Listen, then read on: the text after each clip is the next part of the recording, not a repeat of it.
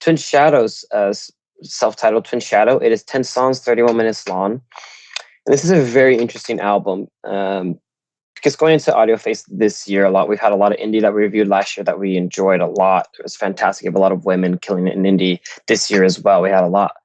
This is a very interesting album because it's very different. It's still, I would consider it kind of an indie, like in the indie scene, but it is very, very unique in what it does. There's a lot of different influences, a lot of like Afrobeats influences, a lot of funk influences, a lot of other things that pop in that no one really uses an indie that much, or very rarely. Someone maybe tap into it for a track or two, but not a whole album's worth of it. And Twin Shadow does, and I really enjoy this album. I had to listen to it probably about 3 times to really get a grasp of everything, because there's a lot of different sounds, a lot of different takes on or approaches of music that I haven't really thought about much, or I didn't know what it would sound like to me or anything. So I wanted to get as much in-depth thing as we could in the 2 days leading up to us recording this podcast. But it's fantastic. So first track of it, it's Alamania.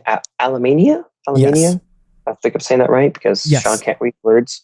No, that's in this podcast, you are up to me in pronunciations, or we might be even considering the no, you're up to me because I messed up Nancy Pelosi. So but Alamania, it really gets you into the album, because it starts like, oh, this is an acoustic thing, really interesting. Oh no, this is not an acoustic thing. It just, and that's what happens with a lot of the tracks that he puts in this album, right? It's, they start off as one thing and you think they're gonna be one thing, and it completely morphs into these different other tracks. It's almost like I call it the Weird Fishes effect, which is one of my favorite Radiohead songs, where it starts off one way and you think it's gonna just keep going, but then it just blooms into this beautiful masterpiece, and you're like, whoa, was not expecting that for a track. And that was a majority of the works on this album, which is another thing that I have to give props to too, because it's not easy to do that. And especially, it can get a little overwhelming at times for certain artists that do that a lot. But for this, in the context of the album, and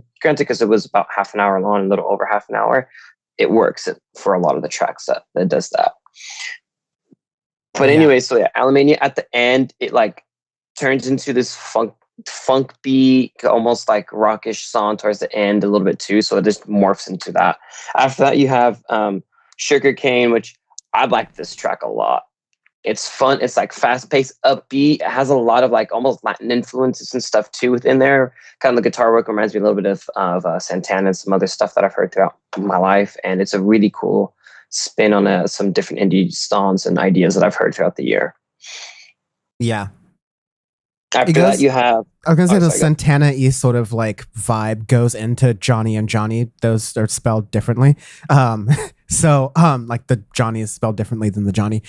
You'll look at the title of the song and you'll figure it out, listeners.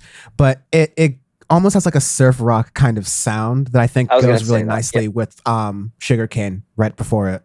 Mm-hmm. And there's you can also hear like some influences even from Sublime and other things too. There's a lot of different sounds and stuff that, again, that's not something you get a lot in indie. In indie, you kind of have a true sound of like that bedroom pop thing, or a bunch of other works, or like electro indie and stuff, but you can all like pick it out and say, okay, yeah, this belongs in that. But with this, it's never really solidified in like one specific category, which I like, because it makes it very unique. Like a Johnny Johnny is like this almost like Caribbean beat that you can go and just like dance to, but then you have like some traditional guitar work and drums in the background, but then you have a lot of different beats and stuff too that go on with it, and it just makes it fun to dance to. Fantastic track. Really like it too.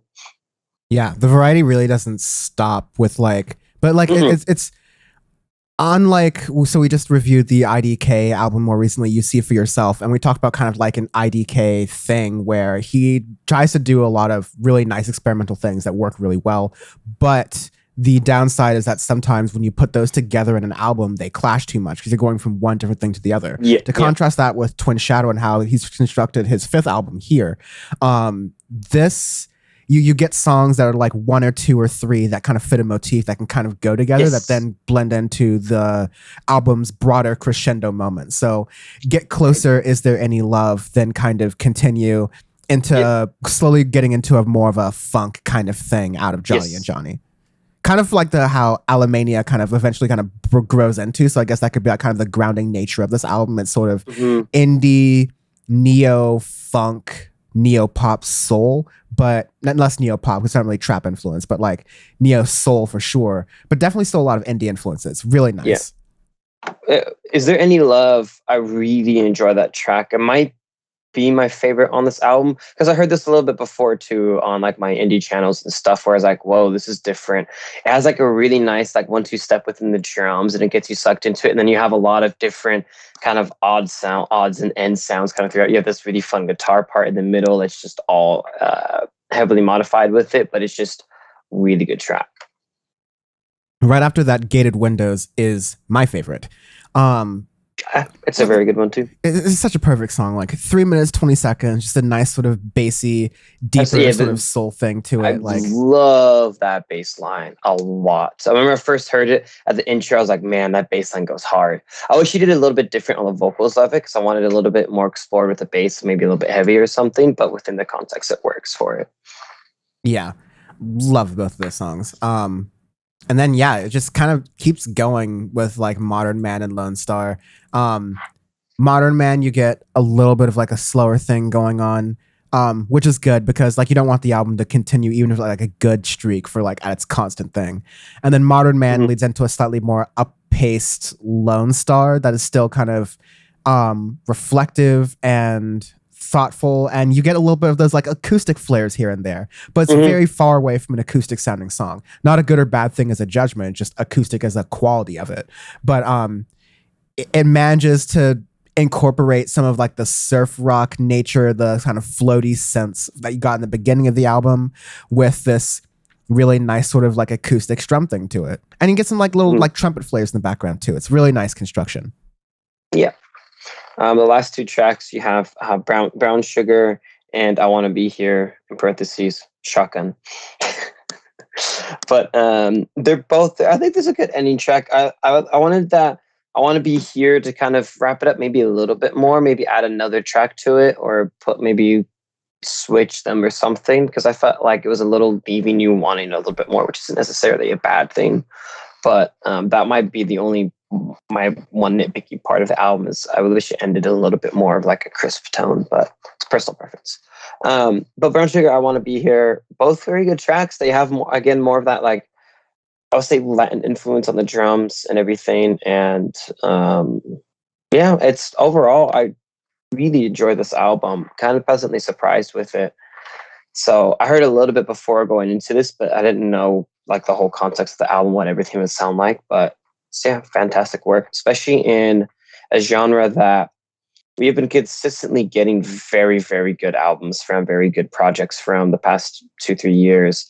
It can now start to feel a little crowded of, okay, what else is going to be here that can stand out on its own?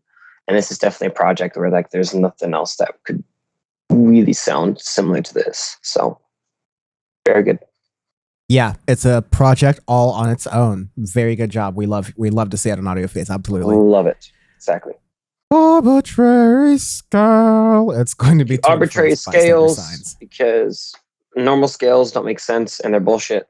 So this week's is Tour de France bystander signs because Ale Omi OP decided to like kill off my favorite cycling team. So, thanks guys. This is a guy running. I think he doesn't do it anymore, but this is a guy who used to run up mountains in a devil costume and roll up with like the devil pitchfork and literally like shove it in dudes' faces, like running up a whole climb with them. And he did this for like 30 years. So you'd see pictures like Glare de Lamond with him. Yeah. This dude would do this like from like the 80s of like Greg LeMond and Bernard Hinault all the way up to like Chris Froome and nowadays. It'd just be like this one old German dude with the fucking devil costume running at you every time. It was funny. He never tricked anybody. He never did anything bad. So, that's why it's like, you know what? That's how good this album is. He didn't hurt any cyclists.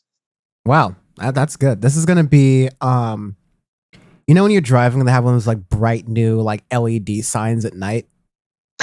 Yeah.